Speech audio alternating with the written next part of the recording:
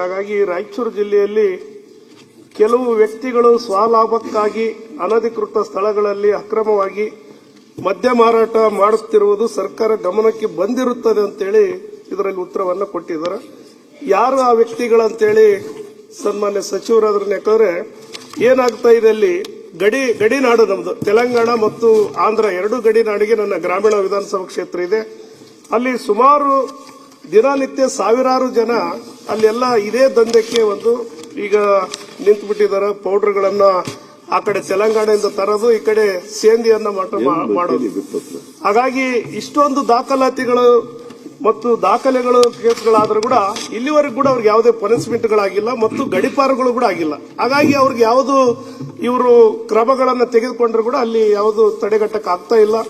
ಸುಮಾರು 13,557 ಲೀಟರ್ಗಳನ್ನ ಇಲ್ಲಿವರೆಗೂ ವಶಪಡಿಸಿಕೊಂಡಿದ್ದಾರೆ. ಸುಮಾರು 183 ಕೇಸ್ಗಳನ್ನ ದಾಖಲಿಸಿದ್ದಾರೆ ಮತ್ತು ಇಲ್ಲಿ 102 ಕೇಸ್ಗಳನ್ನ ಬೇರೆ ಬೇರೆ ಡ್ರಗ್ಸ್ಗಳಿರ್ಬೋದು ಇವೆಲ್ಲ ಮಾಡಿದ್ದಾರೆ. ಆದರೆ ಯಾವುದು ತಡೆಗಟ್ಟಕ್ಕಿಲ್ಲ, ಬೆಳೀತಾ ಹೋಗ್ತಾ ಇದೆ, ಹನುಮಂತನ ಬಾಲ ರೀತಿಯಲ್ಲಿ ಬೆಳೀತಾ ಇದೆ. ಹಾಗಾಗಿ ಇವೆಲ್ಲವನ್ನ ಅಕ್ರಮವಾಗಿ ಮಾರಾಟ ಮಾಡುವಂತ ಏನು ದಂಧೆಗೆ ಇಳಿದಿದ್ದಾರೆ ಯಾರು ಆ ಹೆಸರುಗಳು ತಮಗೆ, ಯಾಕಂದ್ರೆ ಸರ್ಕಾರ ಗಮನಕ್ಕಿದೆ ಆ ವ್ಯಕ್ತಿಗಳು ಅಂತ ಹೇಳಿದಾಗ ಆ ವ್ಯಕ್ತಿಗಳನ್ನ ತಕ್ಷಣಕ್ಕೆ ಆ ಜಿಲ್ಲೆಯಿಂದ ಗಡಿಪಾರು ಮಾಡಬೇಕು ಮತ್ತು ಈ ಚಟುವಟಿಕೆಯಲ್ಲಿ ತೊಡಗಿದಂತ ವ್ಯಕ್ತಿಗಳಿಗೆ ಬಹಳ ಕಠಿಣವಾದಂತಹ ಶಿಕ್ಷೆಯನ್ನು ಮಾಡೋದಕ್ಕೆ ಮಾಡಿದಾಗ ಮಾತ್ರ.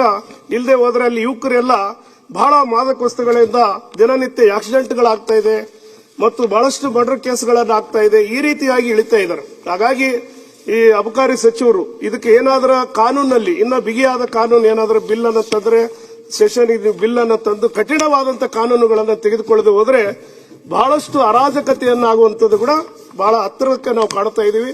ಹಾಗಾಗಿ ಯುವಕರು ಪಾಪ ಒಬ್ಬೊಬ್ಬರು ಮಕ್ಕಳು 2 ಮಕ್ಕಳು ಇರ್ತಾರ, ಬಹಳ ಮಾದಕ ವಸ್ತುಗಳಿಗೆ ಬಲಿ ಆಗುವಂಥದ್ದು ಕೂಡ ನಾವು ನೋಡ್ತಾ ಇದೀವಿ. ತಾವು ಉತ್ತರವನ್ನ ಕೊಡಿ ಅಂತೇಳಿ ಹೇಳ್ತಾ ಇದ್ದೀವಿ.